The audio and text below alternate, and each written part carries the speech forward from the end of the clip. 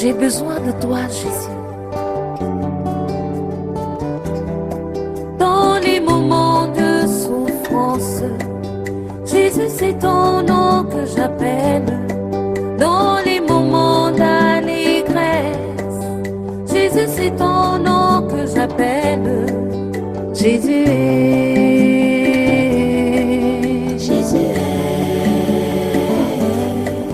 Jésus est,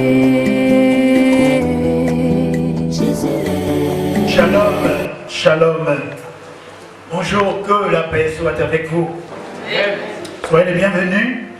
Et à vous aussi qui nous regardez à travers les réseaux sociaux, à travers les océans. Bienvenue au ministère Colonne de Feu et de Nuée. Nous sommes à son église locale, l'église mère de Libreville, dont le pasteur est la bergère Saint-Élial Lébissa qui est là. Quant à moi, je suis l'excellent PM, l'apôtre Paul Missinange, l'Éternel qui se tient devant la face de Dieu et qui officie à ce ministère. Nous sommes à Libreville au Gabon, donc c'est le culte dominical. Donc, si vous n'êtes pas chez vous, essayez de vous aménager un espace pour ne pas être dérangé. Si vous êtes chez vous, alors installez-vous, parce que nous allons partager le merveille de Dieu. Encore une fois, bienvenue, et que Dieu vous bénisse. Amen. Amen. Merci Saint-Esprit, vous pouvez vous asseoir. La gloire est à Jésus. Ce matin, nous allons parler, parce que nous avons pour thème le désir de Dieu. Dieu a un désir. L'homme a un désir, ton mari a un désir pour toi femme, et même homme, ta femme a un désir, même nos enfants. Les docteurs ont des désirs, les prophètes ont des désirs, les apôtres ont des désirs. Chacun de nous a un désir, mais ce matin nous allons parler du désir de Dieu. Et nous allons prendre quelqu'un qui typifie Dieu, ou plutôt quelqu'un qui typifie Jésus. Et nous allons montrer ce matin, sous l'onction du Saint-Esprit, dans l'Ancien Testament, dans le deuxième livre de Samuel. Samuel, au chapitre 2 Samuel, au chapitre 3, au chapitre, on va dire 23, au verset 15. Mais nous lirons un peu avant et un peu après pour effectivement cerner l'environnement de la parole de Dieu. Parce que tout le monde n'est pas censé lire la Bible, ce que tout le monde devrait faire, parce qu'il y a une recommandation dans Josué chapitre 1 verset 8, que celui qui lit la livre de la loi médite ce livre jour et nuit afin d'agir fidèlement selon ce qui est écrit. C'est alors qu'il aura du succès, c'est alors qu'il réussira dans toutes ses entreprises. Dites amen bien. Or, tout le monde voudrait réussir. Voici donc une clé de la réussite. Tout le monde voulait avoir du succès. Voici une clé du succès.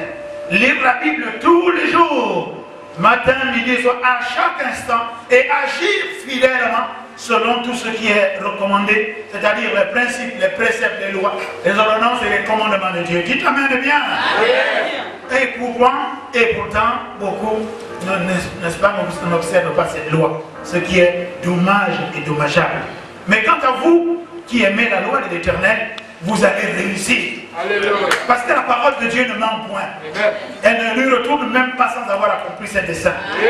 Tout ce qui est de la parole de Dieu est essence et substance. Rien de ce qui existe n'échappe, n'est-ce pas, à la création de la parole de Dieu et à l'influence de la parole de Dieu et à ceux qui la pratiquent, une vie bien heureuse. Dites amen bien. Alors, le deuxième livre de Samuel, au chapitre 23, verset 15, il est écrit, ce qui est la trame de notre exhortation. Encore une fois, nous allons monter, descendre autour de ce verset pour planter le décor et partager ce que le Saint-Esprit, ce que Dieu voudrait que nous recevions aujourd'hui. Il est écrit, David exprimant un désir et dit, qui me fera boire de l'eau de la citerne qui est à la porte de Bethléem? On va descendre un peu plus bas, ensuite tout à l'heure on va remonter et on va partager sur l'onction des individus. Alors les trois vaillants hommes forcèrent le camp des Philistins et puisèrent de l'eau de la citerne qui est de la porte de Jérusalem. Ils apportèrent, n'est-ce pas, ils présentèrent à David, mais il ne voulut pas la boire, il a répandu devant l'Éternel. Nous connaissons cette histoire. Mais ce qui m'intéresse, c'est au verset 17, voilà ce que firent ces trois vaillants. Abishai, frère de Joab, fils de Joab, il était à la tête de 3 hommes, il brandit sa lance sur 300 hommes qui transpercèrent, il eut le nom parmi eux. Mais la Bible déclare qu'il eut le plus de gloire parmi ses frères, c'est lui qui fut le chef. Mais il n'égala pas les 3 premiers. Malgré cet exploit, il n'égala pas les 3 premiers. Plus tard, après il eut Benaïou, le fils de Joshua, qui était l'un des hommes. La Bible déclare plus tard aussi, lui aussi, il n'égala pas les 3 premiers. Ensuite, le troisième, on peut continuer, c'est Capsiel. Lui aussi, il a fait des exploits, mais il n'égala pas les 3 premiers. Alléluia. Alors, nous allons donc remonter pour savoir qui sont donc ces 3 premiers qui ont besoin de plus d'honneur. N'est-ce pas? Et au départ et au demeurant, on peut accomplir des exploits à l'église. On peut accomplir des exploits dans sa famille. On peut accomplir des exploits dans son pays. On peut accomplir des exploits dans sa fonction, au niveau de son ministère, au niveau de son travail. Mais ça ne veut pas dire que forcément vous serez plus honoré parce que c'est le président, c'est le chef, c'est l'autorité, c'est le responsable qui va vous honorer. Alléluia. Et parce que justement, il y a eu 3 hommes qui ont accompli des exploits pour David, mais ils n'étaient pas plus honorés que les 3 précédents. Et nous allons voir pourquoi il y a cet honneur qui est réservé. Et vous allez voir que certains, peu ou prou, à tort ou à raison, peuvent dire que mais attends, moi je travaille plus, moi j'accomplis plus, je rapporte plus, je suis tout le temps, et puis je fais cela. Tu peux toujours revendiquer quoi que ce soit, mais c'est l'autorité, n'est-ce pas, qui confère l'honneur. Tu peux dire, mais pourquoi moi ne m'honore pas? Pourquoi et pourtant je fais ceci? Et pourtant je gêne, et pourtant je prie, à l'église, vous parlez de l'église, je paye mes offrandes, je donne mes dîmes, et puis je suis là, je balaye l'église, j'assiste le pasteur. Mais pourquoi je ne suis pas honoré? Nous allons voir les clés de l'honneur selon Dieu. Alléluia. C'est pas parce que vous faites tout cela que vous, forcément, bien sûr, on reconnaît votre travail, bien sûr, on reconnaît votre assiduité, bien sûr, on reconnaît même votre persévérance, bien sûr, on reconnaît votre loyauté, bien sûr, on reconnaît votre amour, bien sûr, on reconnaît votre engagement. Mais il y a des choses qui font en sorte que certains soient honorés plus que vous. Alléluia. Vous êtes là? Vous êtes déjà touchés? Nous n'avons même pas encore planté les décors. Alléluia. Bien. Nous allons au verset 8 du même chapitre, 2 Samuel chapitre 23. Voici les noms des hommes vaillants de David. Et pourtant tous les autres ont en commun, je viens de citer pratiquement 3 personnes qui complètent des exploits, ils sont même au nombre de 30. Mais la Bible dit clairement, voici les hommes vaillants de David. David avait donc ses gens. Ton patron a ses gens, lui il a son cabinet. Ton chef a ses gens, lui. Ne soyez pas frustrés, c'est comme ça que ça fonctionne. Donc depuis la nuit des temps, depuis l'époque avant Jésus-Christ, il y a l'autorité a toujours ses gens. Le patron a ses gens. Le pasteur a ses gens. Voilà les gens du pasteur. Oui, non. Vous êtes assis là-bas, mais elle a ses gens. Voici ses gens. Oh, est-ce que vous êtes frustrés? Alléluia. Amen. Et puis moi, je ne suis même pas parti de ces gens. Alléluia.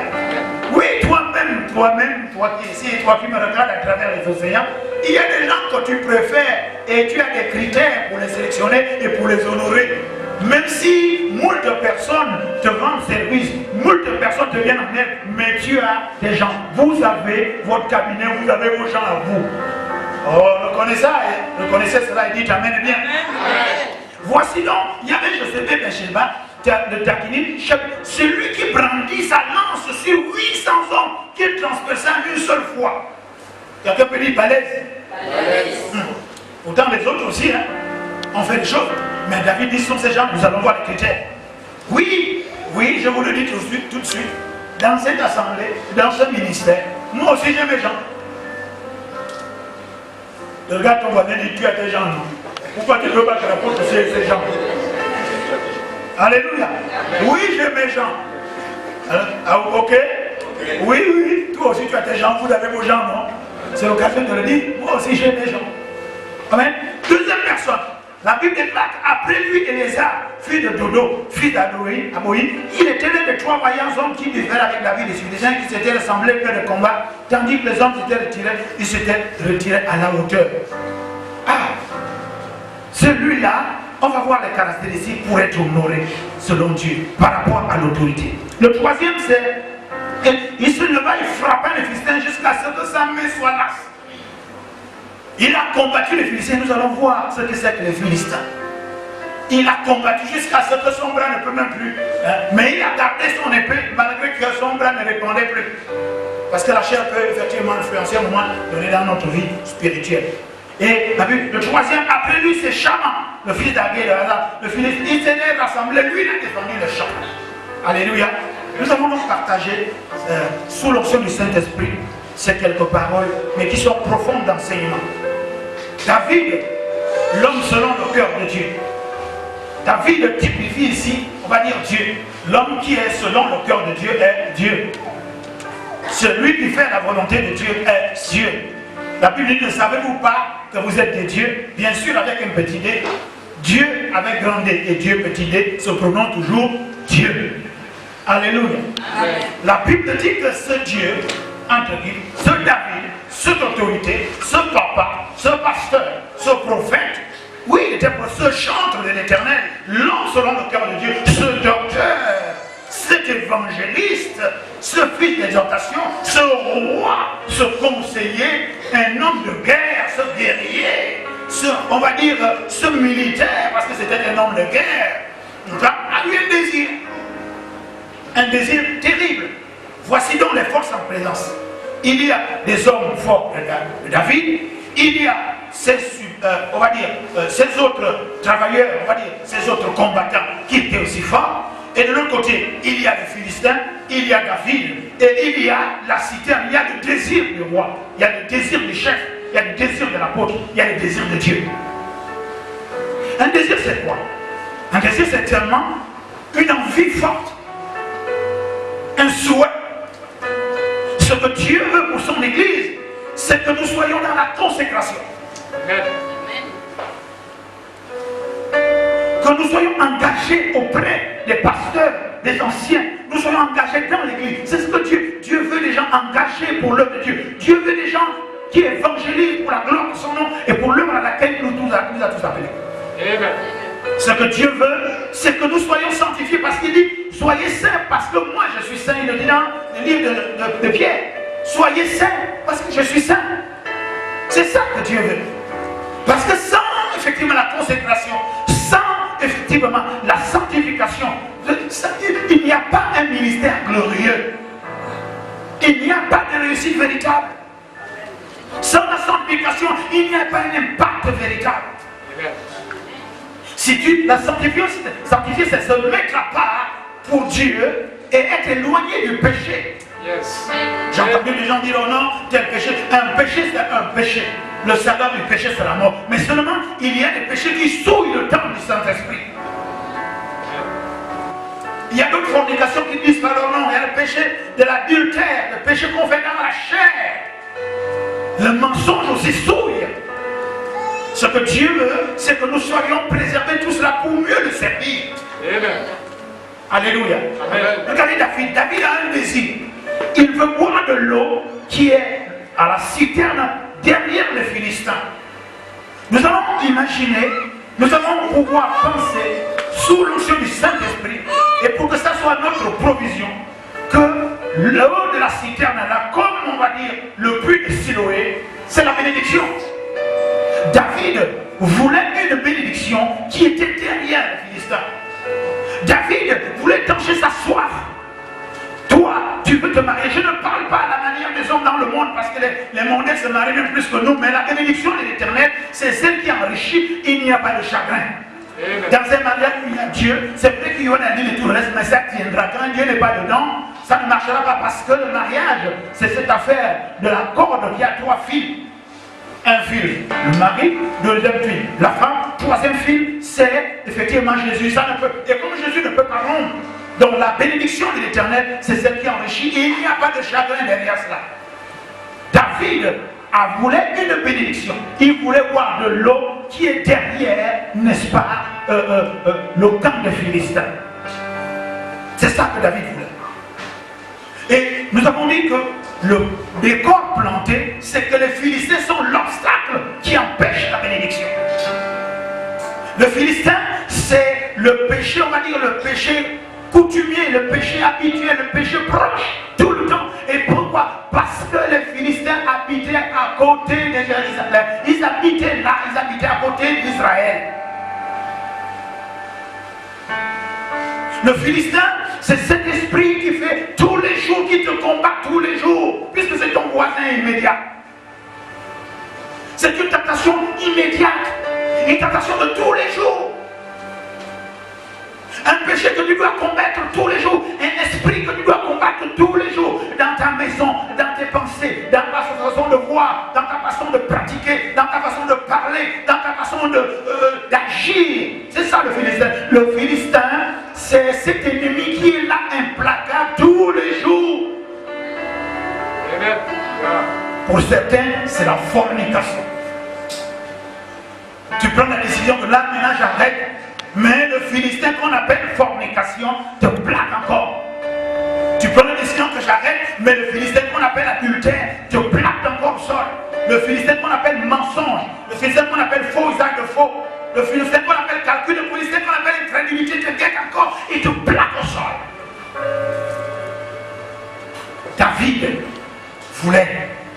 il voulait la bénédiction. Mais la bénédiction était derrière les Philistins. La bénédiction était derrière le camp des Philistins. Ta bénédiction est derrière ce péché philistin. Amen.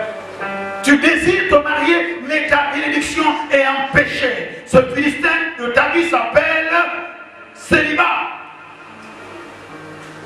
Tu veux te marier, mais le célibat se dresse derrière, en face de toi. Ton mariage est derrière le célibat là-bas. Et il y a quelque chose, il y a une fondation, il y a une influence, il y a une activité, il y a une manifestation démoniaque, il y a une manifestation héréditaire, il y a une manifestation charnelle, il y a une malédiction qui est là, qui empêche que, et pourtant tu vis avec un homme, et pourtant tu vis avec une femme, mais vous n'arrivez pas à boire de l'eau qui est derrière la citerne qu'on appelle le célibat.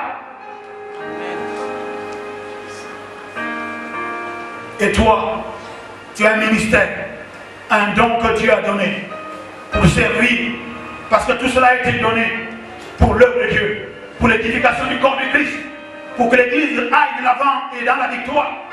Mais seulement, tu chantes à l'Église, tu travailles à l'Église, mais tu es dans la fornication. Tu es un ministère, Dieu t'a appelé, mais ce ministère est brisé, il est torpillé, il est plombé à cause du mensonge, à cause de la fausseté, à cause de l'hypocrisie. Regardez dans les églises, il n'y a plus d'effusion quand les gens adorent le Seigneur. Pourquoi? Parce que ceux qui sont chargés du sacerdoce, ceux qui sont chargés, malgré leur don et leur talent, et cela est plombé, parce qu'ils sont des Philistins qui empêchent que l'adoration du Seigneur puisse parvenir à l'Église, qui elle va baigner dans cette option de l'effusion du Saint-Esprit. Oui, c'est le temps et le moment de le dire. Dieu désire la consécration, Dieu désire la loyauté, Dieu désire la sanctification, Dieu désire la foi, Dieu désire la fidélité, Dieu désire l'amour. Ce que je dis pour l'Église est valable pour nos familles. L'autorité parentale dans une famille, le père, sauf si la maman est seule, désire l'harmonie, mais l'harmonie est, on va dire, blitée, est plombée. Derrière, nous voulons l'harmonie au foyer, mais c'est plombé par la désobéissance, l'insoumission, l'incrédulité, le manque de respect de la femme et des enfants, et à contrario de l'homme aussi, qui ne respecte pas sa femme. Comment parvenir à une harmonie au niveau d'une maison si chacun ne joue pas son rôle, chacun n'est pas à sa place et chacun n'obéit pas à la parole de Dieu? Je ne suis pas né au hasard. J'ai un foyer, je vis ces choses. Mais je sais qu'il y a quelqu'un qui, lui, si vous vous mettez sous le couvert et l'obéissance, et que si vous l'absorbez, et ça devient votre provision, la parole de Dieu, elle vous sort de là. Parce que dans un foyer, vous pouvez avoir un homme qui ne respecte pas sa femme, mais si vous vous obéissez au principe de Dieu, eh bien, là, vous serez dans l'harmonie. Si un homme et une femme n'obéissent pas à la parole de Dieu, une femme qui ne respecte pas son mari, qui n'est pas soumise et qui est insolente et impolie, bien aimé, vous ne pouvez pas atteindre l'harmonie au niveau de votre foyer. Mais je sais qu'il y a quelqu'un, lorsqu'il est en vous, lorsqu'il vous couvre et lorsque vous demeurez en lui, toute chose s'accomplit dans l'harmonie au-dedans de vous. C'est d'abord un état d'esprit, plutôt, c'est d'abord une vie. Amen. tu peux vivre en harmonie, alors qu'autour de toi, il n'y a pas d'harmonie. Et quand cette harmonie, par la parole de Dieu, va déborder au-dedans de toi, force de constater qu'elle va influencer. Parce qu'un homme qui est dans l'harmonie, alors que les autres ne sont pas, comme ils sont dans le même area, dans le même environnement, les autres ne finiront pas dire que non, il y a quelque chose. Pourquoi lui est comme ça? Pourquoi celle-là est comme ça? Essayons de voir pourquoi elle est calme, pourquoi elle est bénie, pourquoi elle est inébranlable, pourquoi elle est assise, et pourquoi nous sommes debout et agités. David avait un désir, il y avait une bénédiction, mais il y avait un temps de Philistins. Il voulait boire l'eau de la citerne de Siloé, disons-le comme cela, la citerne de la provision, la citerne de l'abondance, la citerne de l'amour, la citerne de la foi, la citerne de la grâce, la citerne de la bénédiction, la citerne du calme, la citerne de la tolérance, la citerne du pardon, la citerne de la bénédiction de l'Éternel qui enrichit. Il y a derrière, entre toi et cette fontaine, entre toi et le mariage, entre toi et la fécondité, entre toi et la paix, il y a les Philistins. Oui, si tu ne te débarrasses pas de ces Philistins-là, tu ne peux pas y arriver. Tu ne pourras pas boire l'eau qui est dans la fontaine. Il faut qu'il y ait calme dans ton foyer. Il y a trop d'attaques mystiques, il y a trop de jaloux, il y a trop de torpillage, il y a trop d'envie au-delà de toi. Il faut qu'il y ait au-dedans de toi, il faut qu'il y ait des gens qui sont honorables, des vaillants héros, qui puissent. David n'est pas allé combattre, c'est David qui avait le désir, mais ce n'est pas lui qui allait combattre. Il y a des gens autour de toi que Dieu doit susciter, des gens vaillants, des parents corrects, des sociétés. Il doit des agents autour de toi à qui tu peux faire confiance, qui vont aller combattre. Oui, il y a autour, il doit avoir autour du pasteur les gens à elle, autour du ministère, des gens du ministère qui vont aller combattre. Ce n'est pas à l'apôtre, ce n'est pas à l'évêque, ce n'est pas au docteur, ce n'est pas au prophète, ce n'est pas au père, mais des gens qui sont autour. Pourquoi? Parce qu'il est déjà assez ciblé. David était déjà à la fin de sa vie. Il était déjà vieux. Il est déjà assez combattu. Il doit déjà s'asseoir. Oui, le pasteur prie, jeûne. Le pasteur prêche. Le pasteur adore. Le pasteur a des moments de méditation. Le pasteur a très peu de temps pour son propre corps. Pourquoi? À cause de l'église. Il a besoin aussi des gens qui combattent dans les choses de la chair. Qui combattent dans les choses pour sa bénédiction. Elle a besoin aussi qu'on prie pour elle. Pour qu'elle se marie. Elle a besoin aussi qu'on prie pour elle. Qu'elle réussisse dans cette aventure. Elle a besoin aussi compris pour elle, pour qu'elle soit dans le repos. Oui, le père de famille a besoin que la famille prie pour. Il a besoin d'avoir des gens autour de lui pour que la famille soit en paix. Oui, la société a besoin d'avoir des gens d'honneur, de confiance. Un directeur, un responsable, un chef de service, que dit un président de la République doit avoir des gens autour de lui avec qui il peut effectivement avancer et avoir sa bénédiction. Bien qu'il soit président de la République, il a des désirs lui aussi. Amen. Tout le monde ne désirait pas l'eau qui était derrière le fils. C'est David seul. Encore une fois, ce puits-là, c'est le puits-là qui y avait la bénédiction. L'eau, c'est la parole. L'eau, c'est le Saint-Esprit. L'eau, c'est la vie. David disait, et pourtant, il avait la roi, il avait des gens autour de lui, des gens puissants et merveilleux. Dès qu'il a dit que j'ai un désir, ils se sont levés, ils sont allés se bagarrer, ils ont obtenu cela.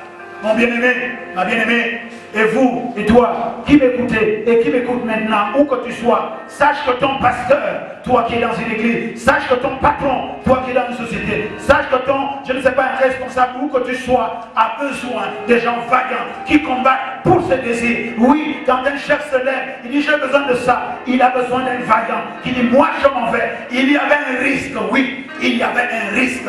Les Philistins étaient toujours là. N'oubliez pas, dans les Philistins, ou bien chez les Philistins, il y a Goliath, le géant des Philistins. Alléluia. C'est vrai que c'est David qui l'avait tué. Parce que David tue déjà le géant. Mais il y a des petits Philistins. Le pasteur combat pour toi dans la prière, pour maîtriser, pour lier, chasser les esprits qui torpillent ta vie. Mais il y a des petits démons de tous les jours. Petits démons de mensonge. Petits démons d'hypocrisie, de fausseté. Tu trompes toujours ton mari en cachette, non? Et toi, tu le trompes carrément au vu sur tout le monde, au point même de la ridiculiser. C'est ça ton Philistin. Et toi, malgré qu'on sache que tu es appelé par Dieu, mais tu forniques. On a beau te dire qu'arrête de forniquer, parce qu'en forniquant, tu fais niquer ta formation, tu fais niquer.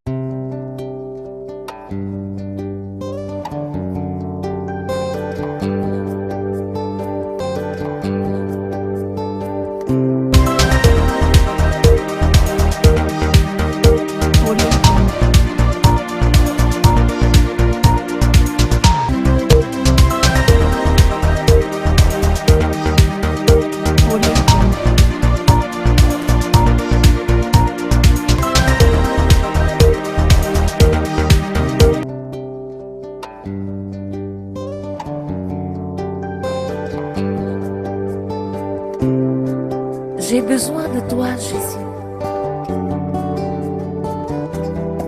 Dans les moments de souffrance, Jésus, c'est ton nom que j'appelle. Dans les moments d'allégresse, Jésus, c'est ton nom que j'appelle. Jésus est, Jésus est, Jésus est.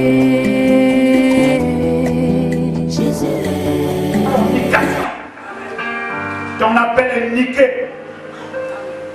Ta personnalité est niquée par la fornication.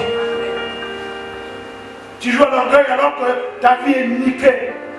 Ton avenir est niqué par la fornication. Marie-toi au lieu de brûler.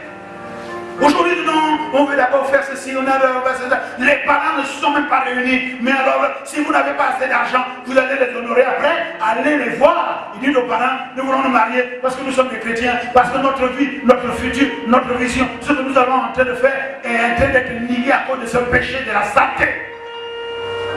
Donnez-nous la permission d'aller nous marier, après on viendra vous honorer. Oui, ça se fait déjà aujourd'hui. Vous me détestez déjà, allez-y. N'ayez pas peur. Dieu me suffit. Alléluia. Amen. Et c'est ça le problème des églises.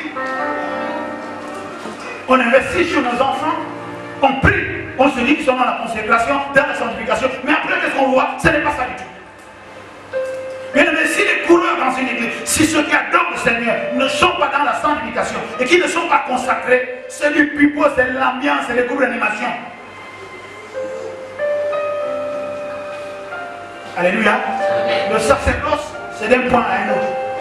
Si vous remarquez dans une église, après que le culte est fini, le pasteur a prié pour la fête, les gens continuent dans l'ambiance. Alléluia, Hosanna, allez, c'est faux, ils sont dans l'ambiance. Vous avez l'ivresse de la fornication et du péché. Alléluia. Parce que c'est d'un point à un autre. On a fini, alléluia, pour rentrer chez vous. Maintenant, le bal poussière que vous faites après la semaine.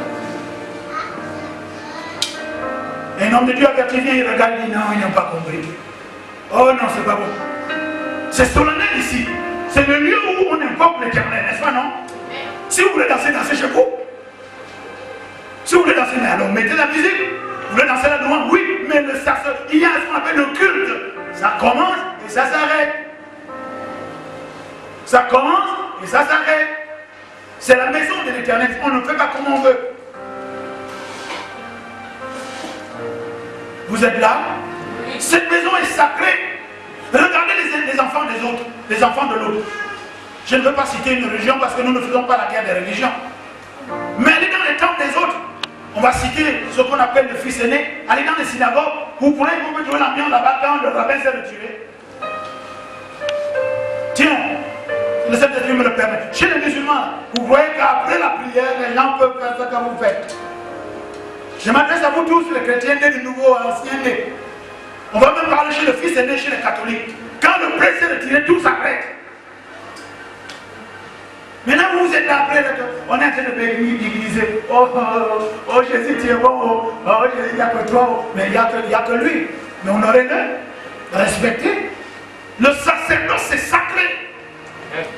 Sacré.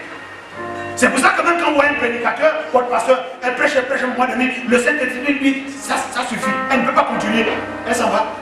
Même si vous avez l'impression, mais pourquoi elle a dit comme ça? Elle aurait continué, mais non, parce que sur le patron de l'église, le Saint-Esprit lui a dit, c'est terminé. Amen. Je m'arrête ce soir. Que vous digérez. Stop. Stop. Et encore stop. Dieu honore ceux qui l'honorent. Si vous êtes au sacerdoce, vous êtes comme des Lévites. Regardez vos vies.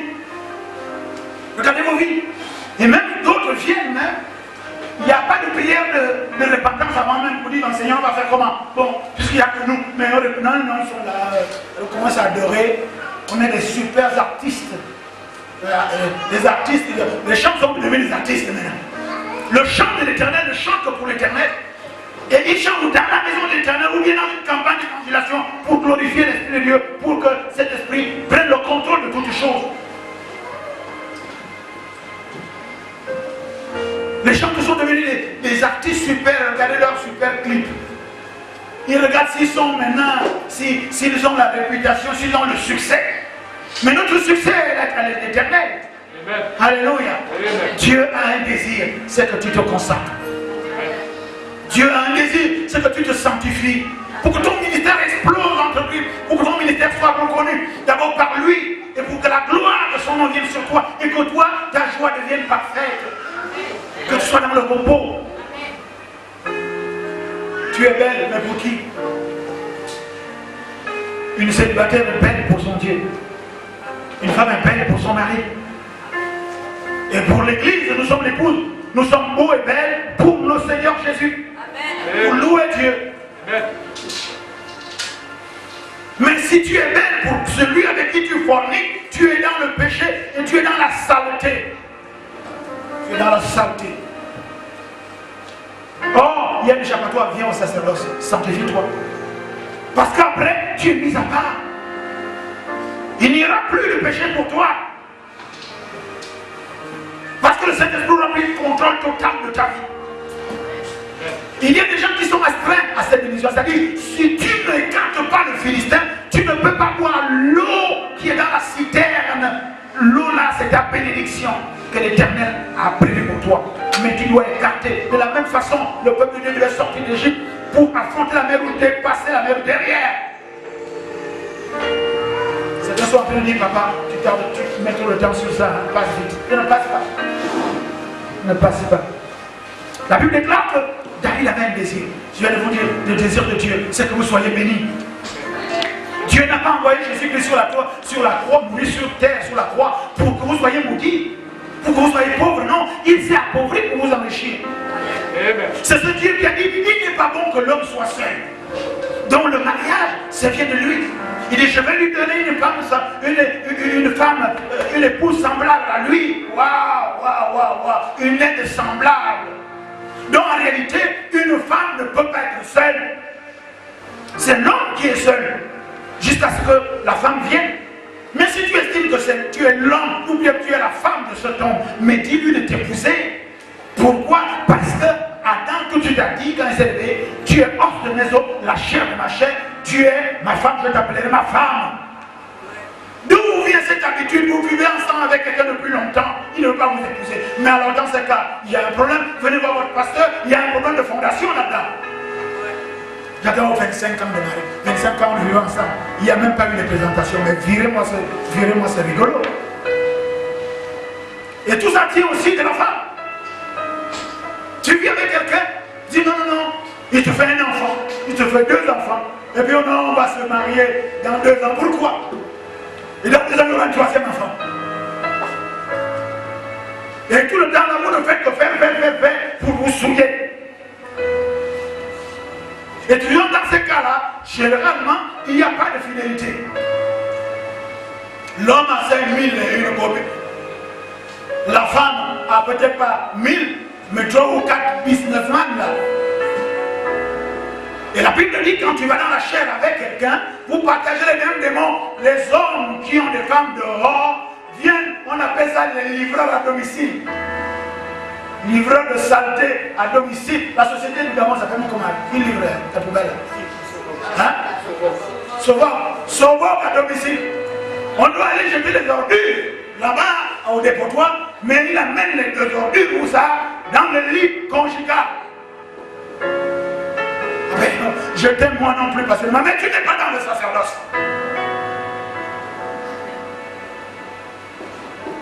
Je reste, je ne parle pas. Je ne parle que de ça. Alléluia. Pourquoi? Je voulais ouvrir une parenthèse. Je sais que les femmes, vous allez, mais j'ai une bonne nouvelle pour vous. Quand quelqu'un est en Christ, il est une nouvelle création. Les choses anciennes sont passées, toutes choses deviennent nouvelles. Alléluia.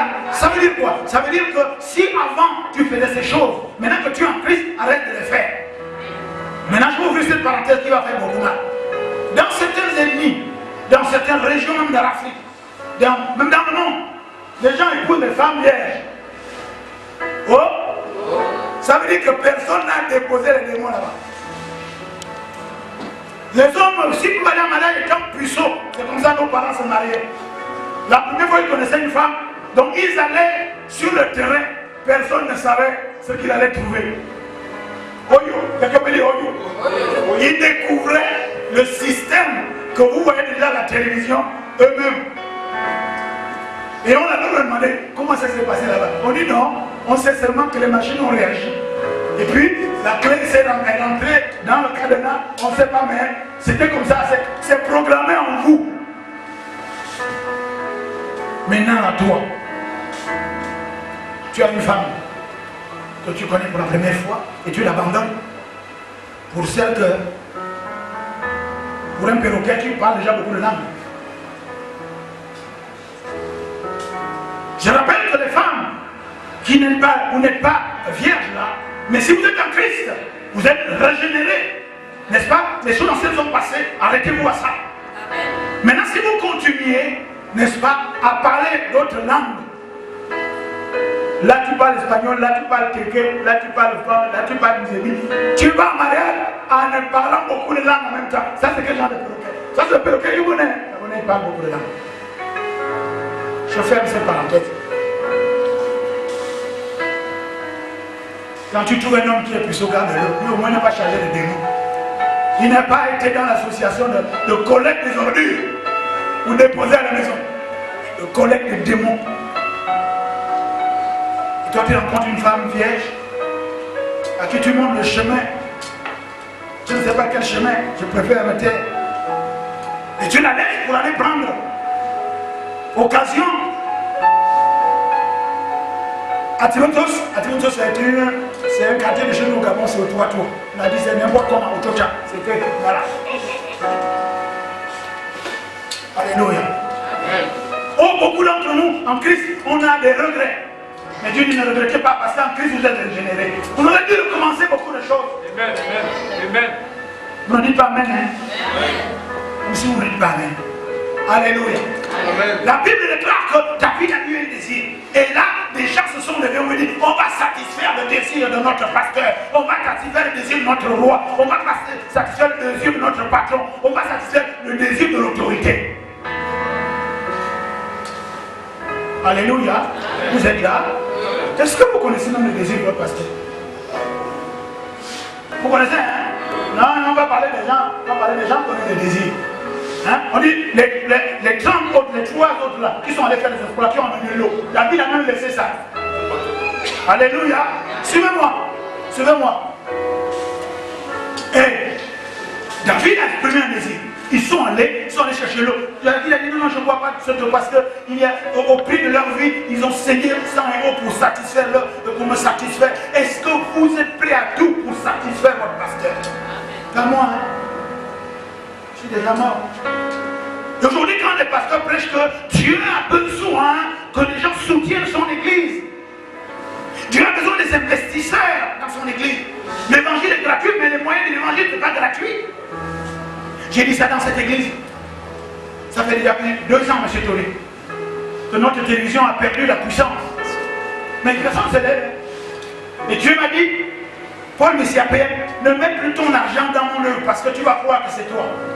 Et j'annonce à l'église. On a une télévision qui fonctionne depuis 14 ans, 24 heures sur 24, mais la foudre est tombée dessus et la puissance est limitée.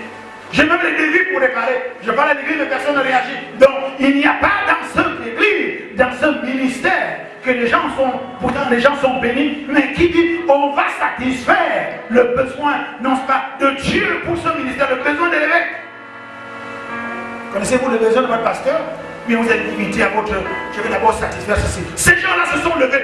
Les Philistins, c'était des géants, c'est des gens de guerre. Mais ils sont allés, vous avez vu, l'un a combattu 300, l'autre a combattu 1200, l'autre a combattu 600, mais ils ont réussi. Avez-vous déjà combattu pour votre pasteur? Avez-vous combattu pour votre ministère? On y va. La Bible déclare que, mais ils n'étaient pas les plus considérés. Demain, après-demain, quand tu vas sortir un gros chèque pour réparer, parce que ça ne coûte même pas cher, hein. Je vous assure, là où je suis debout, moi-même je peux sortir 900 000 dollars. Combien? 900 000 pour réparer les moteurs. Puisque depuis 14 ans, je m'occupe de ça, tout ça.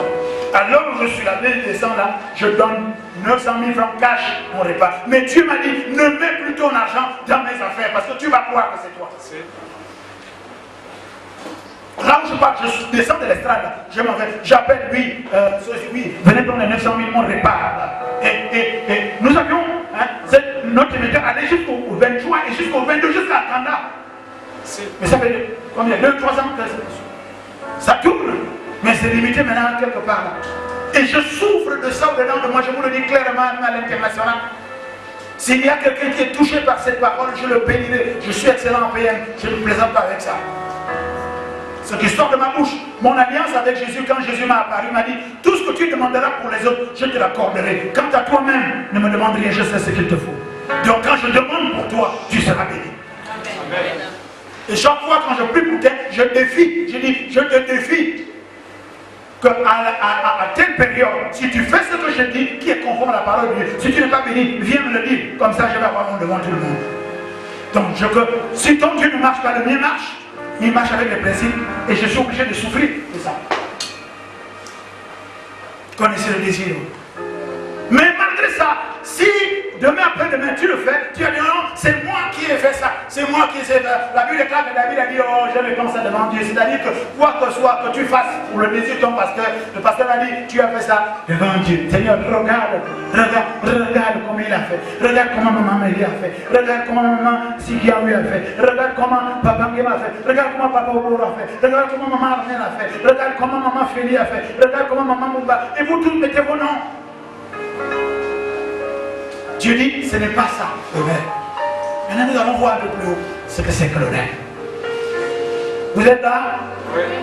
Oh, vous sortez déjà les couteaux? Hein? Non. Non? Avec ça, vous allez m'aimer? Oui. Allez vous marier parce que je vous ai dit la vérité. Je voulais vous rappeler que la parole de Dieu est une épée à double tranchant. Ok? Donc, quand je parle là, je suis concerné moi-même. Et comme je vis au milieu de vous, c'est ma sanctification, vous allez vérifier.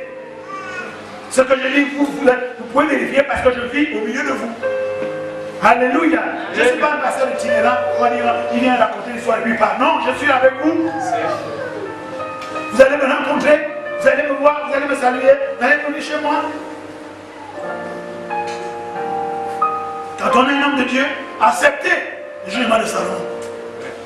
Acceptez qu'on vous insulte, qu'on vous critique, ne répondez pas. Pourquoi? Pour gagner ces gens-là, pour dire que non, Dieu a vraiment maîtrisé cette personne. Amen. Amen. Acceptez qu'on vous critique pour rien. Tôt ou tard, les gens là reviendront. Mais c'est pas que tu as critiqué l'église là. C'est que tu as critiqué l'homme de Dieu là. Mais pourtant tu vas encore à l'église. Parce que l'homme de Dieu n'a pas répondu, l'homme de Dieu ne fait que prier. Alléluia. Jésus a dit à la croix, Père, pardonne-leur, ils ne savent pas ce qu'ils font. C'est ça qui rend le pardon facile. Amen. Parce que si tu conçois chez l'autre que ce qu'il me fait là, ce n'est pas lui, mais l'esprit qui arrive en lui. C'est-à-dire que l'influence a quitté la manifestation démoniaque. Nous n'avons pas à lutter contre la chair et le sang. Yes. Je sais de quoi je parle, je vis ça tous les jours. Parce que quand j'ai envie de me déranger, je me dis, oh Père, pardonne. La personne ne sait pas se lever. Il n'y a plus d'amen. Hein? Non, laissez. Ne dis plus amen. Même vous qui me regardez à travers les nations, ne dis plus amen. Laissez, je vais dire amen moi-même. Amen. Je lis maintenant. 2 Samuel chapitre 23 au verset 8. Voici les noms des vaillants hommes de David. Waouh! Cet homme avait une armée géante. Et quand il a eu soif, les gens se sont levés, des braves gens, mais là on dit les hommes vaillants de David, les hommes vaillants de la bergère Saint-Élia, les hommes vaillants de Jésus, les hommes vaillants du président de la République, les hommes vaillants du père de famille, les gens vaillants, je ne sais pas tout quoi, mais ton nom, tu dois avoir tes gens vaillants à toi. Donnez une fois la bouche. Vous êtes là? Vous devez être heureux de ce qu'on est heureuse de ce qu'on livre en spectacle le péché. On doit livrer publiquement en spectacle le Philistin. Tu m'arrêtes exprès? Je subis les mêmes influences que vous. Je vis les mêmes choses. Mais si je n'ai pas encore tout compris, mais moi je connais le bon emploi. Je retourne vers l'Éternel. Revenez à moi, dit l'Éternel, et je reviendrai vers vous. Bénissez l'Éternel, et il reviendra vers vous. Repentez-vous, et il reviendra vers vous. Reconnaissez que vous avez péché. Reconnaissez ce péché, vous dites non, il faut que je fasse quelque chose, que le Saint-Esprit m'aide à sortir de là. Il nous convainc de péché, de justice et de jugement. Le Saint-Esprit, vous dites non, non, non, non, papa aime trop pécher, ce n'est pas moi. Et la Bible dit, si nous disons que nous n'avons pas de péché, nous faisons d'une menteur la vérité n'est point en nous. Ça veut dire que moi aussi, je pêche. Mais moi, je sais comment ça fonctionne. David était un homme de péché, mais à tout de suite, quand il dit, ah, j'ai fait quelque chose, Seigneur, pardonne-moi. Tu as blessé ta femme, tu viens, maman, pardonne-moi. Tu as blessé ton mari, maman, pardonne-moi. Tu as blessé ton père. Il y en a qui ne savent même pas s'excuser. Je parle même des excuses, parce que chez nous, à l'église, c'est-à-dire en Christ, ce n'est pas des excuses qu'on veut. Nous, on veut la repentance. C'est différent. Excuse, ça veut dire, oh, excuse-moi, c'est des choses qui arrivent, bon, vraiment, je te demande pardon. Non, non, non. Nous, à l'église, c'est la repentance. La repentance veut dire que tu dois d'abord reconnaître que tu as fait du tort. Yes. Et ensuite, tu dois confesser ce que tu as fait de tort. Et ensuite, tu dois aller vers les gens avec qui tu es allé parler mal pour leur dire que c'est moi qui suis venu parler mal, ce que j'ai dit là n'est pas vrai. Et puis, tu dois maintenant abandonner ça. Amen. Ah non, tu dois d'abord le réparer. Yes, yes. Il faut réparer le mal que tu as fait en parlant à quelqu'un mal chez tes parents et tes amis, comme dans les bars et tout le reste là. Il faut réparer. Et ensuite il dit, tu abandonnes. Ouais, non, c'est différent de dire, oh, excuse-moi. Moi j'apprends ça à mes enfants, oh, excuse-moi, je ne suis pas dans mes excuses, je suis dans la repentance. Tu dois d'abord reconnaître que ce que tu as fait n'est pas bien. Et tu dois confesser ce que tu as fait exactement. Et ensuite aller réparer, aller chez qui tu allais parler en mal pour dire que je suis venu parler en mal.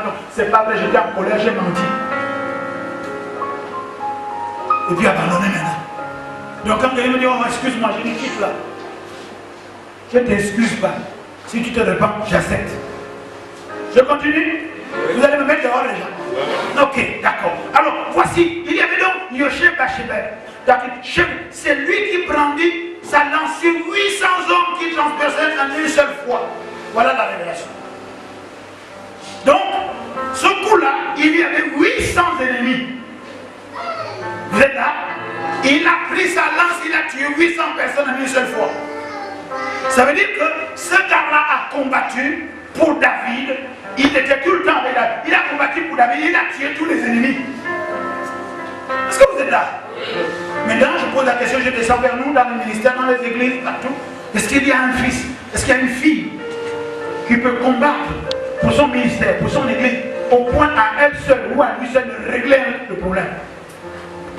Y a-t-il dans ce ministère, y a-t-il dans vos églises un fils, une fille, une personne, un ancien qui se lève pour dire que l'ennemi de notre ministère, le problème de notre ministère, les besoins de notre ministère, je les satisfais à moi tout seul? Son nom suffit celui qui se tient en première place. Yosheb Bachebel, c'est ça son nom. Il dit, c'est pourquoi David dit, tu as la prééminence. Pourquoi? Parce que c'est toi qui as réglé le problème qui embête depuis des années. C'est toi qui as tué les 800 Philistins en un seul coup. C'est toi qui as réglé le problème un seul coup. On appelle ça un coup KO. Y a-t-il dans ce ministère, mes bien-aimés, hommes de Dieu, femmes de Dieu, y a-t-il dans votre église un fils, un frère, un ancien, un papa, une maman, ou que c'est, ou bien même on va dire un mercenaire qui vient à vous et qui règle le problème en un seul coup? seul, lui-même seul, elle-même seule.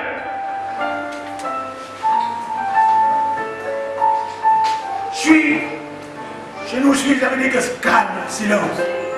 Deuxième personne, appelez-lui Eliezer. Il était une des trois vaillants qui vivait là, qui était rassemblé, voilà. Il s'est retiré sur la hauteur. C'est lui qui devait frapper les cités jusqu'à ce que Samuel soit lasse.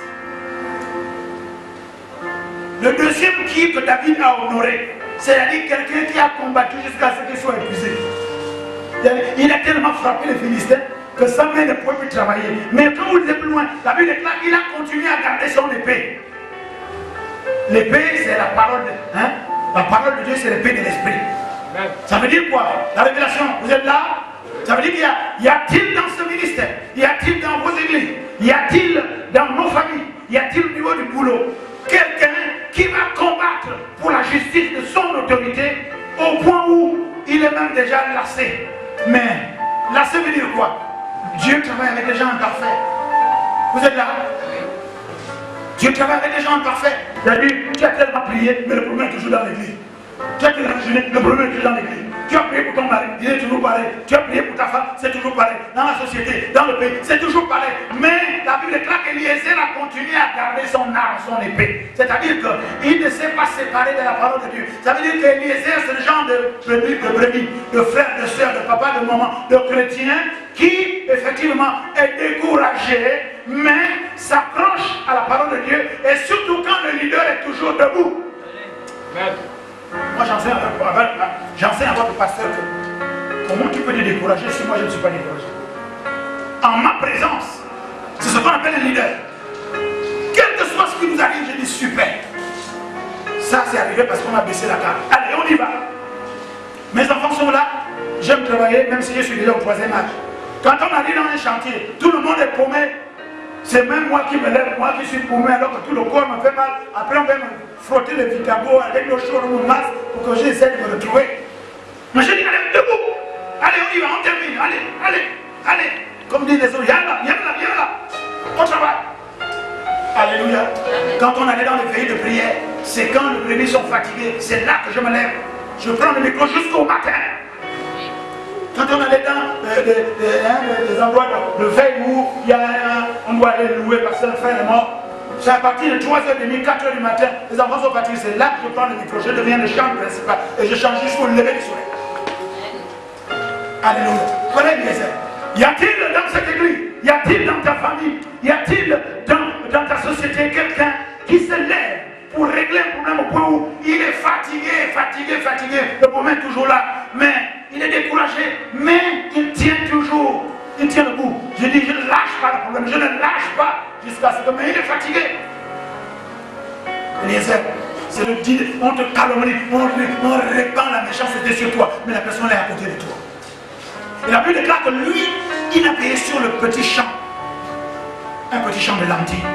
C'est-à-dire que ce qui est resté dans l'église, la personne a dit, à cause de ce qui est dans l'église, à cause de la bénédiction, à cause de la délivrance, à cause de l'enseignement, à cause de mon pasteur, à cause de mon patron, à cause de mon père, à cause de nos valeurs, à cause de ma famille, moi je ne pars pas.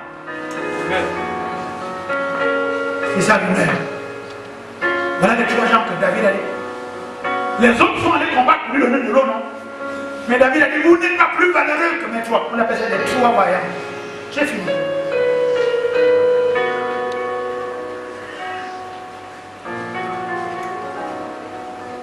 Y a-t-il ici un des trois vaillants? Y a-t-il, j'ai terminé, donnez-moi j'ai 2 minutes, on a fini. Y a-t-il dans cette église? Y a-t-il dans ta famille?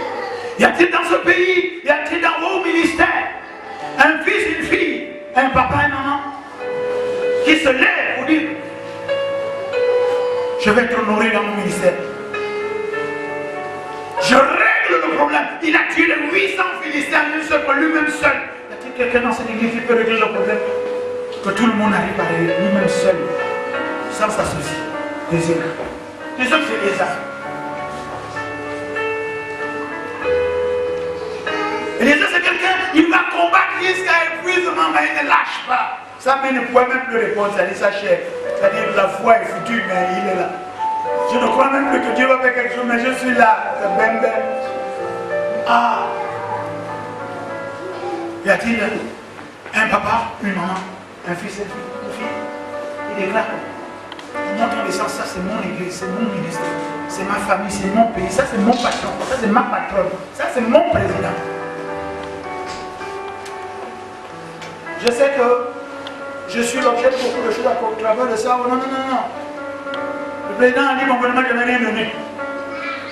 Mais moi je prie pour lui parce que c'est ce que Dieu dit de faire. Libre à vous de faire ce que vous voulez. Tant qu'il est là, c'est lui. Si on le change, je prie pour le nouveau. Mais moi j'obéis à la parole de Dieu. Je suis excellent au pays, l'apôtre Paul ici. Je n'ai pas peur. Et je dis la vérité. Le troisième c'est charmant. Loyauté, fidélité. Demain, après-demain, je ne sais pas si vous entendrez sur votre pasteur, sur l'apôtre, moi je suis déjà mort. Est-ce que vous allez demeurer? Non, nous sommes deux, nous sommes deux. Vraiment, on est mort. Quand on vient me dire, papa, regarde ce qu'on dit de toi. Je dis, mais pourquoi on parle sur les morts? Je vis en Christ, moi. Je vis dans une autre bulle, une autre dimension. Donc les insultes, c'est sur la terre. Ça ne me touche pas. Maintenant, si je vérifie, si ce qu'on dit là est vrai, il faut que je change. Il faut que non, non, non, non, non, non. Si ce qu'on dit là c'est vrai, c'est pas bon comme ça.